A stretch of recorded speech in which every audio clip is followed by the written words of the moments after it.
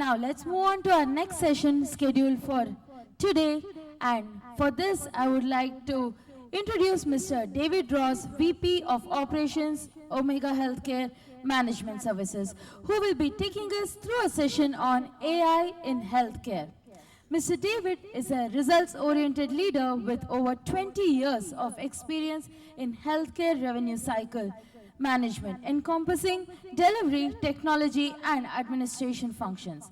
He has a proven track record in operations management, consistently developing effective strategies that drive revenue growth and enhance shareholder value. Recognized for his ability to turn around businesses and improve bottom lines, Mr. David plays a pivotal role in achieving the optimal balance between cost and service amidst constant change. His specialties are in healthcare RCM, travel, airlines, and turnaround management. So let's all put our hands together and welcome our next speaker for the day. That's Mr. David Ross. Can you please welcome him with a round of applause, everybody? So, good morning, everybody. I know it's time. Looking at the past few speakers, I guess I'm going to rush this one a bit because I'm not going to be on time. So, what I'm going to cover today is RCM, Revenue Cycle Management. I'm a vice president in RCM company, Omega Healthcare. And what we're going to cover largely the US environment where we predominantly have do our business with. And this is basically the healthcare segment, which is approximately around $900 billion market as of today. Nearly touching around, will be $1 trillion by the end of this year. And in that space, we're going to talk about, I'm going to run you through RCM and what is AI, your automation done on the RCM space, what's the impact, and why we need it. I know many of us, anybody who understands RCM, been a part of RCM? Oh, not much, fantastic. So then my slides will be relevant, that's good news. So I'll run you through what is RCM, what we do, and then a quick summary on what we can cover, how does AI automation help us in RCM, and how we can add value back to patients and physicians in the United States. So let me see whether are we good?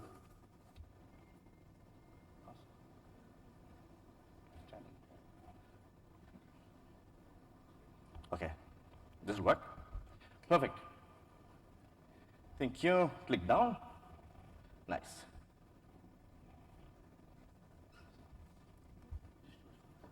Okay.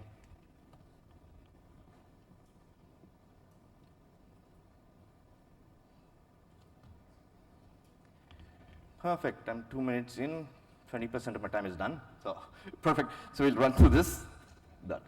So we'll run through this. As I said, it's RCM and how we're looking at transformation. There are a few things that we're going to look at. Basic introduction of what RCM is, what we do, what does it mean. We're going to talk about the rise of automation in RCM, AI applications, financial impact, and what are the challenges that we face. So I'll quickly run through these segments of healthcare. So what is RCM? RCM basically is where we provide services to hospitals and physician groups. As you know, what a doctor does, they provide services to patients, focusing on their healthcare.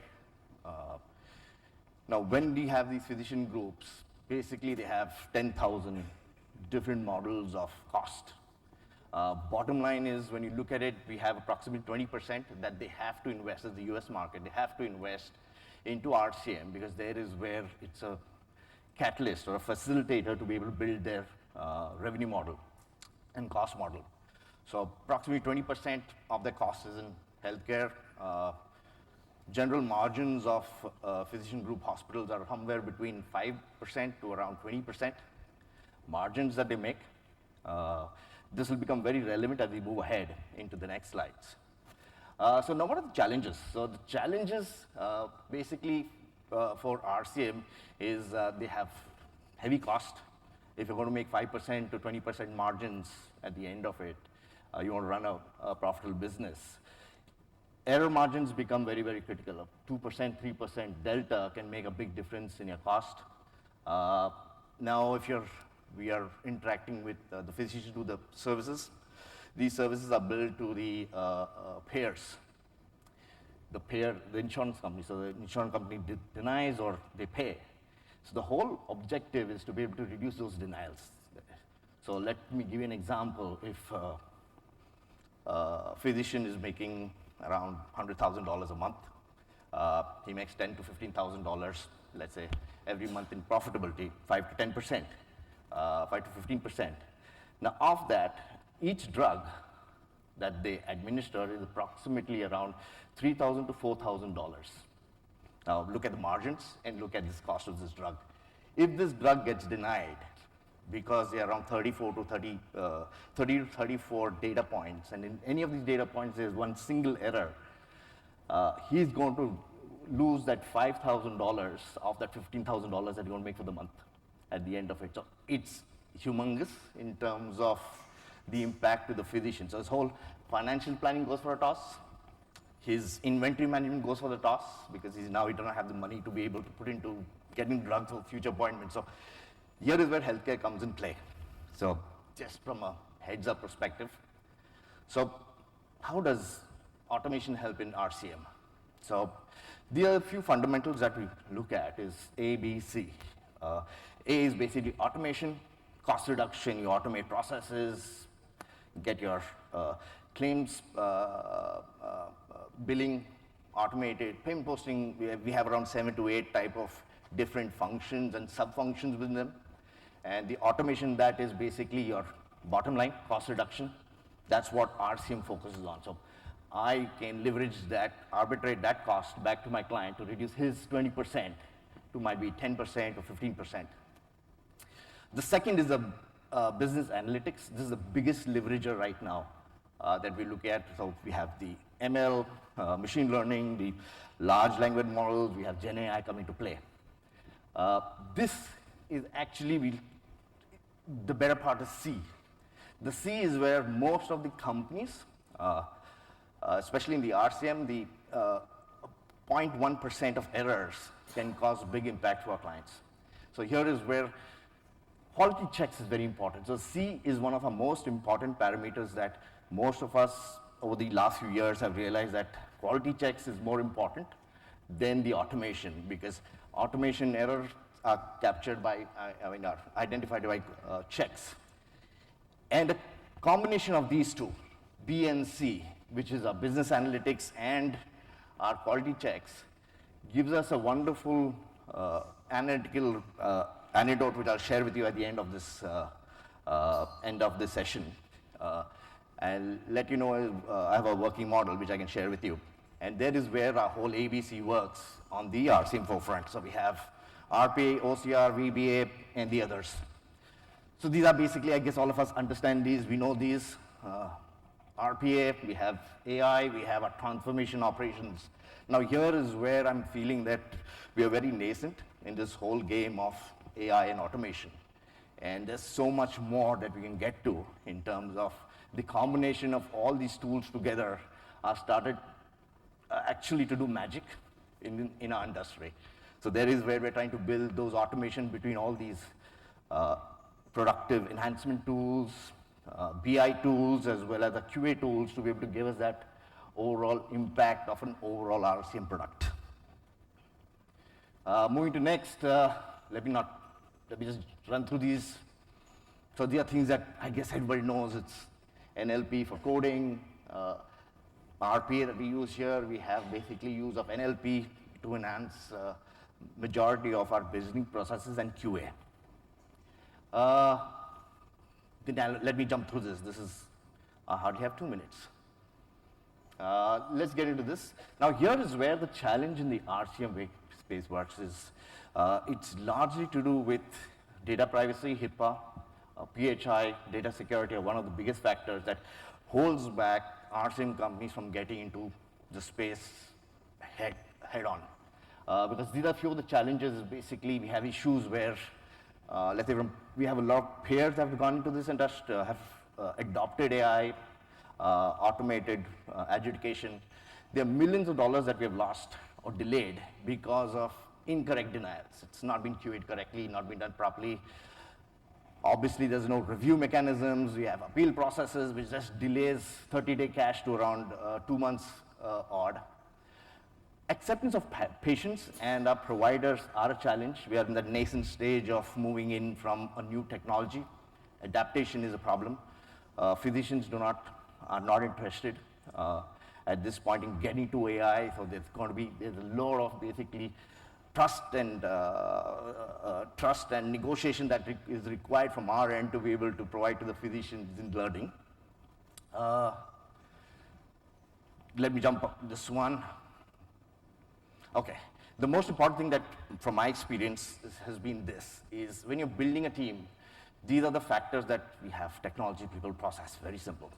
The right technology, use the right technology, have the right CapEx model that you're going to build. From a people perspective, having the right people for development, getting the right resources was not the key. It's basically very adaptive resources, because today the market's changing. We're moving from RPA to Gen AI. Now we're going into chatbots. We're getting into interactive models that are changing the world. So they have to be adaptive and smart. Most important is our process, is where we have learned that we have spent 2 years developing a product that could be developed in 6 months. Most important is having these SMEs that correlate the business to the technology. And this makes an impact of millions of dollars if you don't have the right people, because there's delay in processing, delay in getting these projects on the road. Or we get it on the road, we start running with it, we have issues like we have seen with our insurances, and there's been a mess. So very important is, if you have the resources, these are resources that need to be very motivated. They have to have at least a basic understanding of new technologies. They have to be interested in it. There is where you're going to get the value and cost on the ROI.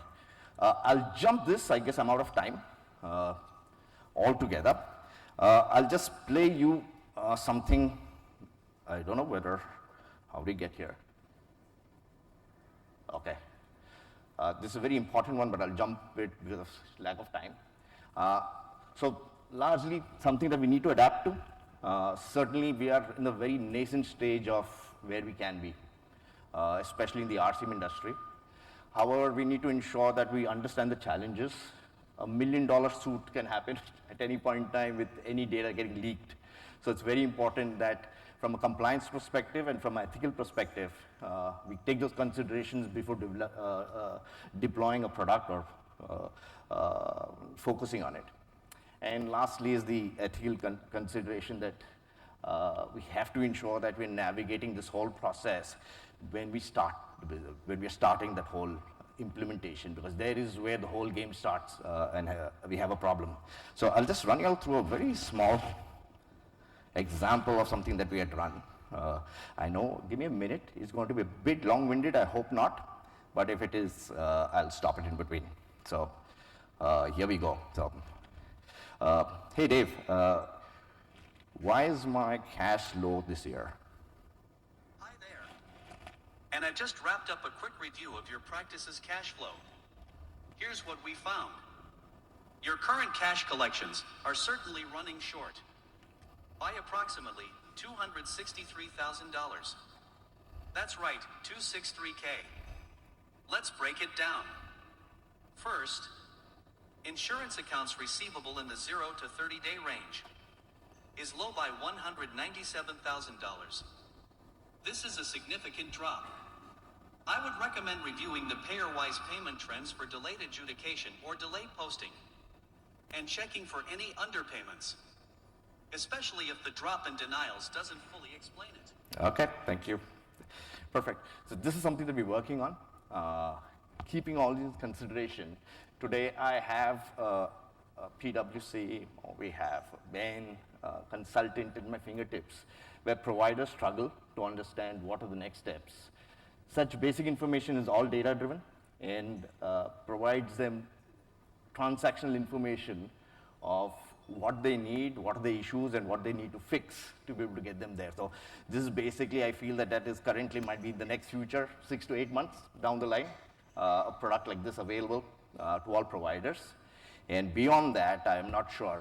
I guess next 6 months we'll have a different ball game and we'll talk about a different technology altogether. But that's me. Thank you for your time and listening to it. Hopefully I could add some value to or a bit of nuggets to your thought process or your experience. And if there's any questions, please connect with me. Thank you. You all have a nice day and have a good afternoon. Thank you. Thank you so much, Mr. David Ross, for that lovely session. I request Mr. Aditya Basu, Head CX and Strategy and Advisory APAC from Tech Mahindra to do the honors of felicitation.